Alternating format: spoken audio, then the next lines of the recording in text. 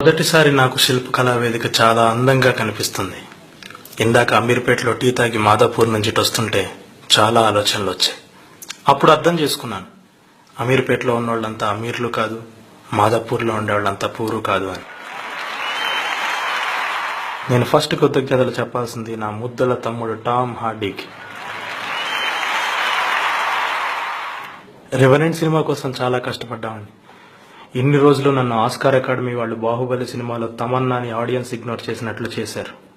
ఇప్పుడు ఫైనల్గా మంచులో పాకినందుకు గాను నాకు మంచులక్ష్మి కన్నా ముందరే అవార్డు వచ్చింది. రెవెనెంట్ టీంకి సపోర్ట్కి నేను థ్యాంక్స్ చెప్పాల్సిందే. ఎందుకంటే కన్నీళ్ళు వస్తే కళ్ళు తుడుస్తారు కానీ జలుబు చేస్తే ముక్కు ఎవడో తొడవడు. కానీ వీళ్ళు నాకు ఆ విషయంలోనూ కూడా చాలా హెల్ప్ చేశారు. ముఖ్యంగా 8 నెలల క్రితం తిరుమలలో బ్రేక్ దర్శన్కి వెళ్ళినప్పుడు టికెట్స్ అరేంజ్ చేసిన కొండా రాంపండు గారికి, గెస్ట్ హౌస్ అరేంజ్ చేసిన జనార్దన్ రావు గారికి, బాగా రిసీవ్ చేసుకున్న చంద్రబాబు నాయుడు గారికి నా హృదయపూర్వక ధన్యవాదాలు. మందులోకి ఐస్ లేదని మనం బాధపడుతున్నాం, కానీ కొన్ని రోజుల్లో ప్రపంచమే ఐస్ కాబోతుంది. మీరు ప్రపంచాన్ని లైట్ తీసుకోకండి, నేను ఈ రాత్రి లైట్ తీసుకోను. Thank you.